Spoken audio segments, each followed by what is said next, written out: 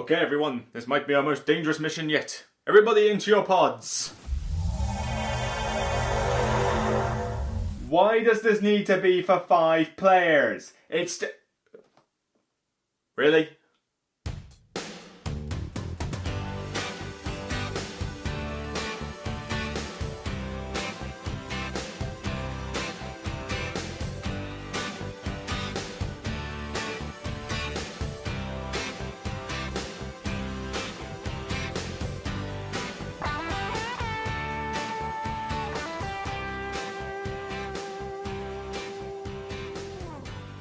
Hi everyone, welcome to another Broken Meeple review, and this one is slightly different in the format to what you've previously seen. I've been taking on a bit of feedback from people as to what they enjoy in the video and what they want to see and what they don't.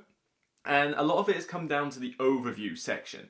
The overview section is a very long one for me to edit because I've got to get all the images, I've got to get everything timed with the voice and everything, and it's quite hard to do.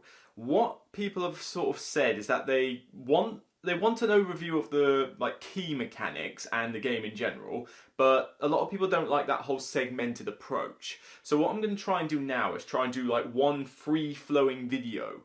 So one video explaining from beginning to end about the overview, mechanics, and various stages. No intermissions and things like that. Whilst I'm doing that, I'll try to put on some B-roll footage in the corner to showcase what I mean about certain mechanics or some imagery up. And then that's kind of like having the overview, but just without that sort of cut and paste bit segment-wise. So tell me what you think, see whether that format works better for you, pass on the feedback, and we'll see how it goes. But, I'm trying to evolve the videos as I go along. So today we're looking at, time stories. Well, not exactly time stories, but Lumen Fidei. Lumen Fidei, or Fidei, however you want to pronounce it, is the newest expansion for time stories. And it's set in 1419 medieval Spain, when it was very big on religion back there between Christians and Muslims. And I mean, I'm not a historical expert, I'm just getting what I've grasped from this expansion. And it's got similarities to what we've seen before in other modules, but also some little tweaks here and there about how it plays out, what mechanics are used. Now, obviously, you're not wanting any of this spoiled. So what I'm going to do is that this first part of the video is going to talk about my opinions of this expansion and, give an overview. So this will be spoiler-free, or at least spoiler-light. We're certainly talking very weak on spoilers. And then what I will do, once I'm done with that and I've given a verdict, I will basically go to town on various spoiler aspects, and I will give you fair warning and lots of stuff on the screen to warn you that spoilers are incoming. So let's first talk about just the game in general. 1419 medieval Spain. As usual, you're sent back to a time and you've got to perform some task. In previous scenarios we've done, if we're going to go by ranking of what I've liked in the past, I most liked the first one. I really liked Asylum. That was what sucked me into time stories in the first place. I liked the puzzle in it, I liked the mystery, the horror aspect, the grotesque artwork, and there was a little bit of combat just to flesh it out. It was really good and a great introduction. Since then, nothing has really come close to measuring up to Asylum. Marcy Case had a decent story, but was fairly combat heavy. I'm one of the few in the world that doesn't seem to like Prophecy of Dragons much. I found we did it in one run, by fluke, yeah, but we still did it in one run. I felt it was a little bit too simplistic, and the choice of characters wasn't really doing it for me. I must have missed out half the plot because of the way we did it in one run. But yeah, that was a bit of a letdown for me. Under the Mask was, again, not bad. It had a decent story, but it was very linear and didn't have much excitement. But it was still fun to play. Things stepped up a notch with Expedition Endurance, which was the Antarctic one. I thought that was a really good one. I liked the cool twist that they had in that one, and the mechanics in general were good. I liked the setting. I liked the sort of fact that it was a nice mix of mystery and combat as well, so it wasn't too heavy on each other. I really liked that one, and that was certainly one of my favourites today. Probably I'd put that as my second favourite next to Asylum. So how does this one play out? Well, as usual, good artwork. Not my usual style of artwork, but the artwork in this is solid and really good. So if you're a fan of time stories for that aspect, you're going to get your money's worth here as well. The story is broken up into 3 chapters, each with their own deck. I won't say any more on that. but the story progresses in a nice sort of logical step as it goes through, and you get a sense of escalation as you go from chapter to chapter. And certain things will happen, but I'm not going to mention like plot spoilers. That will sort of throw a bit of a twist on how you would normally play this game. But I enjoyed going through the story and at least finding out more about what the setting was about, flipping over the cards, speaking with various people and that. And, one of the key mechanics that is in this, it's not a massive spoiler, this has been revealed already, is that faith plays a major part in this. Whether you are, devout to Christianity or a heretic, as they call it, will give you certain bonuses depending on what your party composition is. There is a lot of focus on what alignment you want your party to be and what your faith does in the game. There's various story choices in this where you have to make a decision there and then, and they are major plot choices. Sometimes you get a case where it's like, oh, well, I'll make a decision here, and okay, that was A, that was B. No, these story choices are like defining for the rest of the scenario. There's like no going back. You make this choice, you're sticking with it, and you better like it. So I do like it when these things have a massive impact to them. However, some bad aspects. Combat. I'm not a fan of time stories when it throws way too much combat in your face. This one doesn't throw too much combat in your face per se, but put it this way. In something like Marcy Case, and I suppose I would actually say Prophecy of Dragons as well, it throws a lot of small battles at you. The odd big one, but it's basically relentlessly hitting you with occasional fights. This one is hitting you with a few fights, except whereas in Marcy Case they're all armed with little daggers and they're poking you, here they're all armed with sledgehammers. The combat in this is ridiculously unbalanced. I mean badly unbalanced. Because the combat in this, when you do come across it, it's life-threatening just from looking at how many shields that you're supposed to get rid of. And most of the characters that you can be aren't particularly good at combat. There's only 2 out of the 6 that are decent at combat, and the rest are mediocre or just plain rubbish. But even the ones who are good at combat would struggle against this. I feel like the only easy way to get through this is to play with both combat characters and one other, and then just make your way through the relevant skill ones, because you should still be okay despite it, because you'll just get through the combat so much easier. It's a bit of a pain really, because I didn't like how when you come across a combat, and some of them are unavoidable, you have to get, you can mitigate some of them, and that's good, it gives you a way out. But there's 1 or 2 in the game, in places where you have no choice. And I'm not just talking about the finale, I'm talking about just throughout the other chapters.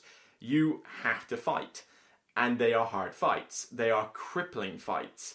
Whether it takes a lot of time, or just sucks your life away. Believe me, we got fortunate. I think we got fortunate with die rolls and the way we played. We did have the odd death, but we got pretty lucky with the dice, and we were able to mitigate the combats that we didn't need to go to, and we did have a fairly combat heavy party, or at least, for the most part. We found the right stuff. I think we got quite lucky though, because when the Dice Tower played this, my god, they were just getting killed left, right and centre when they did this. And they had a combat character, but the combat is just that hard. Imagine if you played this without taking any of the combat characters. You're done. You have no way to get through this campaign if you don't take at least one of those combat characters. It really needed to give you, if it's going to give you combat, then make them easier combats and just give you more of them. Let it win by war of attrition. Don't just give you a giant sledgehammer and then expect you to survive, because each one of them feels like a boss fight in how hard they are. Some of the combat characters can do well against them, but it's just, that was a bit of a scarper on the game for me. However, the storyline and the way the mechanics work made up for that. The puzzles in this are, there's several of them, and they're not that difficult. Granted, the Dice Tower took forever, and I was kind of face-palming when I watched that, but, the puzzles are decent enough. They're not terribly taxing, but you're not likely to spot them literally within seconds. You might have to think a little bit, but like I say, nice little balance there. We're not talking asylum difficulty, just nicely somewhere in the middle. And even though the combats were a pain, I enjoyed the story aspects and the fact that the roleplay factor was really played up in this with regards to the characters you played and all the faith stuff. So, I was generally quite pleased with this one. I was kind of in the middle. I would still play this over Prophecy. I'd still play this over Under the Mask. Whether I would play this over Marcy Case, I don't know. That's a bit more of a toss-up. But this doesn't measure up to something like Expedition Endurance or Asylum by any means. Those two are still my favourites. So there's not much more I can really say without going into too many spoilers, unfortunately. So I'm going to give Lumen Fidei I'm going to give it a rating of 7 Christian missionaries.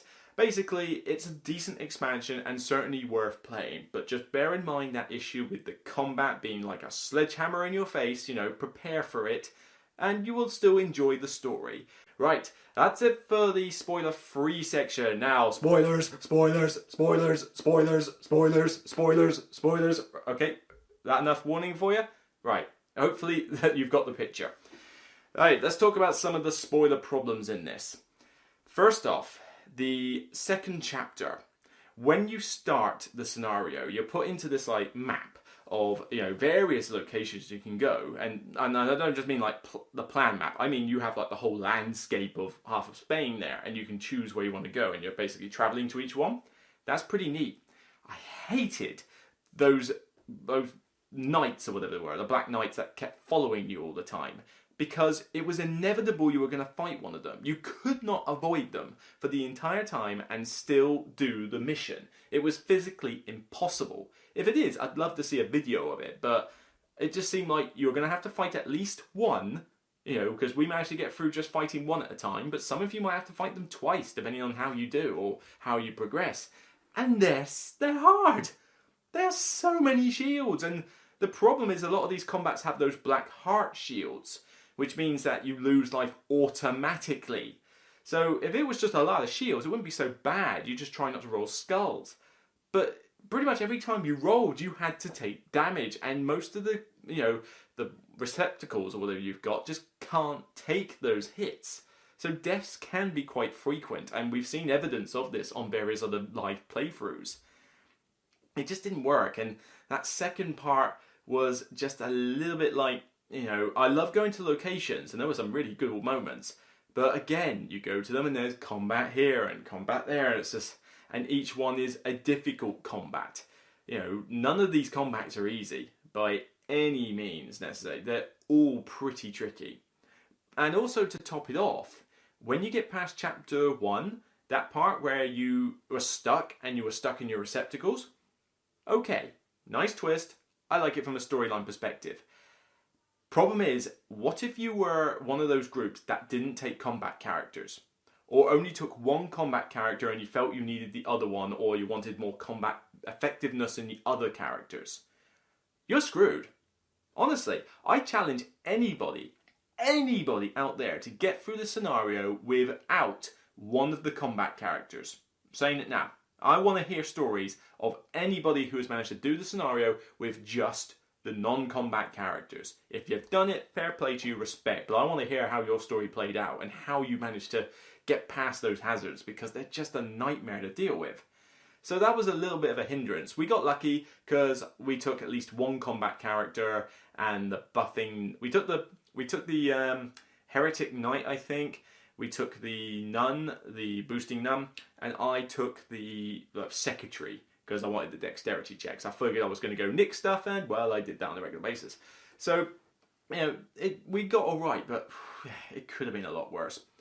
I enjoyed the ending with the multiple endings that you could do, especially depending on which one of those characters you picked. Ashina or the I forget his name, Michel, yeah, his name, and they were really good. I mean, I didn't scan the ones that I hadn't done, but I liked how the QR codes came into play. And we scanned the one that was successful, and I must have fallen asleep at night trying to read that, because blimey, it gave you a lot of plot in that. And to be honest, I've probably forgotten most of it now. That's the problem. It's difficult to keep that time stories knowledge in your head.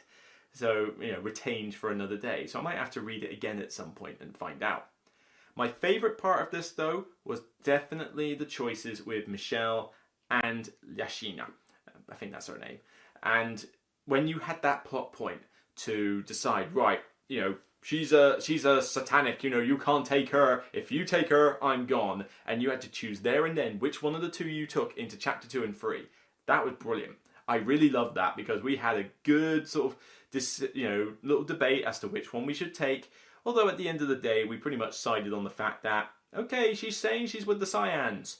Aren't they the ones who have been trying to kill us on a regular basis? You know what? Bye-bye. And we took Michelle with us. So you can imagine the look on my face when I flipped over a card and it's like, okay, what's Michelle going to do here? Then, as he turns into this archangel of, you know, wow, the light-bringer angel. That was fantastic. I cheered at that moment because we had the sort of suspicion. It's like, is he suddenly going to become some like holy warrior? Okay, that and then some. It really did cause, you know, it really took that finale to an epic level. And even though we managed to get through the finale without too much problems, it was still great to have him on our side, and we used him. We used all his resources, whatever we could do, because, well, wouldn't you if you had a giant angel on your side? I certainly would. Yeah, Lumen Fidei, decent enough. I think the combat problems, the sledgehammers, is going to leave a bit of a downer on people. But the decisions you make in this game from a plot perspective, the layout of the 3 chapters, and, you know, some of the twists, like being stuck in your receptacles and things like that, and the way they did the 10, 20, 30 time units thing, threw a nice little twist on it, because you had to kind of do a scouting mission, then you had a bit longer, then you got the full time. I mean, I like that. Expedition Endurance had a similar deal with the, you get there and everything's already frozen. It's like, oh, you've gone on too late. We need to reverse you back a bit. That was fantastic. That's like the best twist I've seen in any time stories to date. But this one I still quite liked, even though it did cause problems with the combat as such. So, yeah, Lumen Fidei. Still decent. I still enjoy it. Time Stories is always a bit of an up and down for me. Generally, I really enjoy Time Stories. I love it. I think it's a great, immersive, almost sort of roleplay-esque game. But the modules are hit and miss. Occasionally you do get those good ones, occasionally you do get those bad ones. I'm looking forward to the next one though, Estrella Drive or whatever it is, the one that's sort of like the movie theatre type setting. That one I think could be pretty good from what I'm hearing about it. You know, no spoilers, but about the setting itself, I think that'll be a really good one. But we'll have to wait and see for that to get released and for me to go back with my friends at the Game Shelf, the 2 lovely ladies, who are basically my regular campaign playing group for this Time Stories. So that's it for me. I'm going to get on with the rest of my day, and I hope that regardless of, you know, which expansion you like more and which expansion you like less, it's still only a game at the end of the day, but a really good one. See you soon, guys.